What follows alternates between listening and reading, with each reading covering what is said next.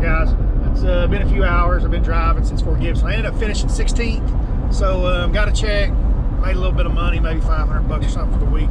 Not much, but really would like to have made the top 10, but hey, it's what it is. It got me out of there a day earlier because now I'm headed to Sam Rayburn. So this video is going to keep rolling. I'll start off at Rayburn. We'll do some work with grass flipping probably. I'll make some videos on that when we get down there, but we've got a BASS open, so back for the quest to the elites. I've got to figure out what I'm going to tie on. I have no idea. This is one of the problems that we have traveling around the country is I'm leaving a rock hole, and I mean a rock hole, right? Like I've been fishing. You've seen it. No grass, no nothing, and I'm headed to Sam Rayburn, which is all hydrilla, lily pads, you know, pondweed, like the whole place. That's what this thing is going to be about.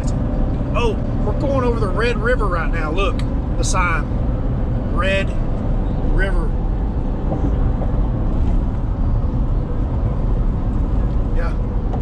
Yeah, that's the bridge where they filmed Texas Chainsaw Massacre. That's it. Those guys were going to the OU Texas game. Yep, Red River rivalry. Coming across that, Leatherface jumped up out of the back of that truck, going across that bridge with a chainsaw. True story. So, right here's where he's from. Man, there's dudes living in fifth wheels and stuff down here, like living in them. All right, I'm out. Peace.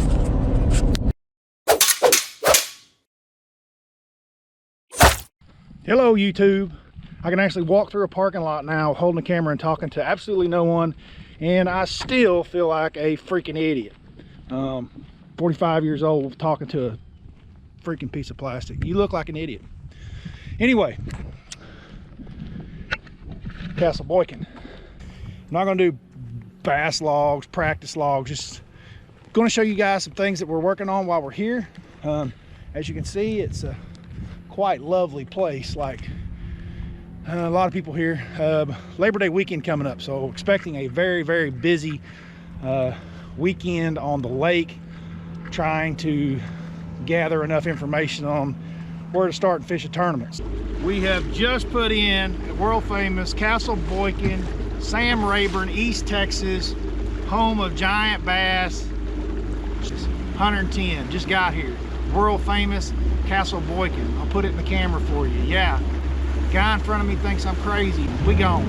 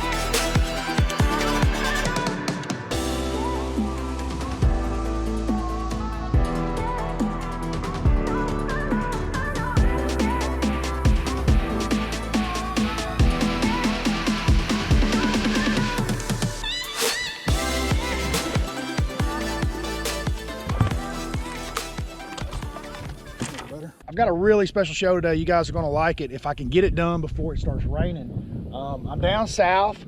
It is September. It's the very end of summer. Aquatic vegetation has all topped out. It's at the very top of its growth.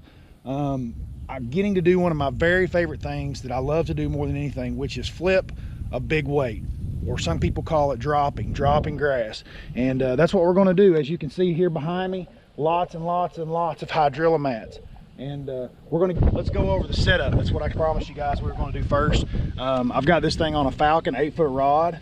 It's a flipping stick that's made just for big weights and flipping grass and vegetation like what we're doing here today. I use an 8:4 reel gear ratio, 8:4 to 1. It's a really high speed, but for me it's all about efficiency and fishing quickly, and the rod really does all the fighting and the work. These are just short pitches that I'm usually using with this bait. I'm not making long casts with it. The faster reel just allows me to get it back in and get another cast out quicker, which is one thing that I like. Today I'm flipping a 1 ounce. This is a piece of 1 ounce tungsten. This is a range tungsten. I've got it stopped with a bobber stopper here, and this is the BFE, and this one is in a Tilapia Magic, and I've got it on a 5/0 straight shank Hayabusa hook. This is an HD. So I'll show you guys what that looks like. This is what the 5/0 Hayabusa is. This is the range tungsten, and then this is the BFE. One of the questions that I get sometimes is, what is a bobber stopper? And I want to show you guys exactly what the bobber stopper is. These come like this usually. Some of them are black. They come in different colors. These strands right here used to come in 3 different colors: black, yellow, and red. If you look really close at the end of one of these, they're on a piece of wire, and it's double stranded, and it has a loop in it.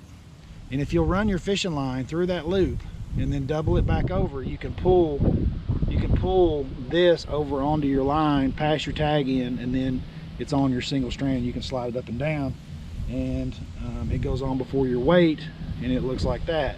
And you can actually move it up and down, and it allows you to peg your sinker on top of your bait so that it does not move.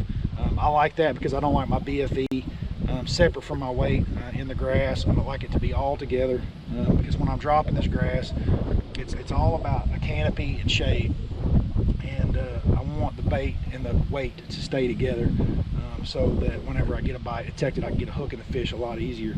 This technique is really one of my very favorites. It is a little bit technical, and that's one reason that I really want to go over it again. I've done it a couple times before, I believe.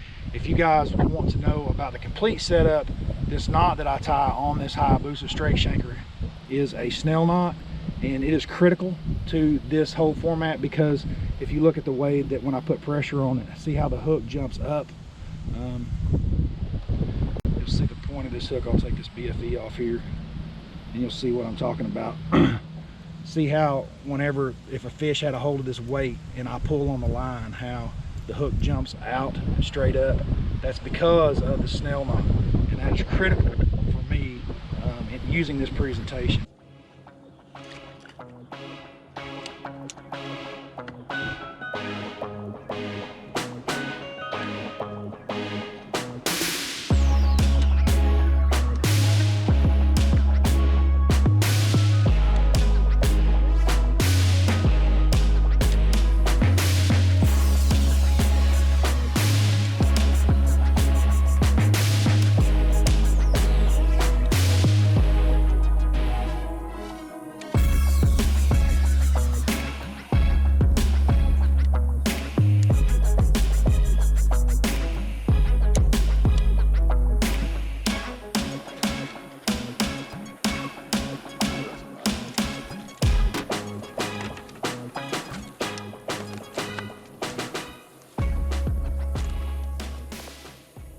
All right, guys, what I'm looking for whenever I'm flipping grass like this is I prefer something that has a hard edge.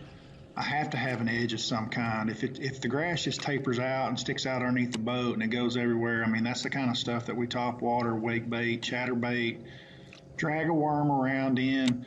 But for flipping, it's just so precise that I need an edge of some kind, whether that's created by a point, maybe by structure. Preferably, I like it when it's out on the main lake, which Rayburn in this event did not lay out that way. Most of the grass ended up being in the back thirds of all the creeks, and it really wasn't out towards the main lake, which is really where I prefer it this time of year.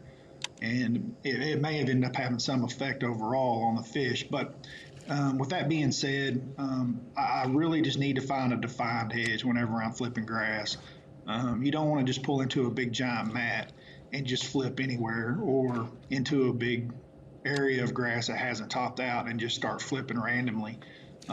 It's always about edges. It's always about some type of change in the vegetation, where maybe it changes from grass to lily pads. Ended up being a deal here this week on this one. I noticed some of the fish that I caught was right where the two met, where the pads met the grass. Could be out on a point.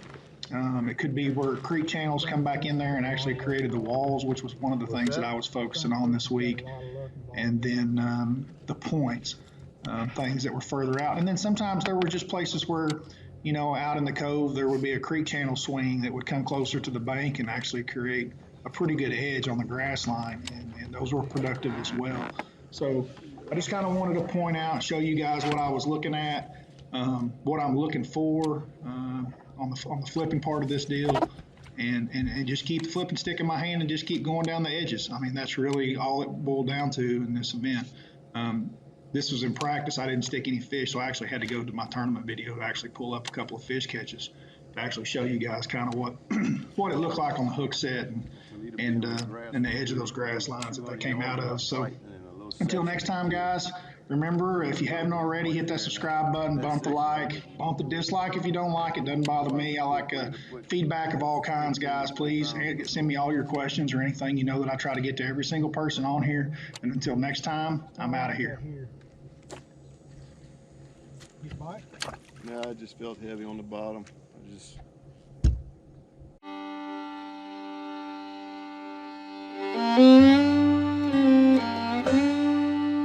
Thank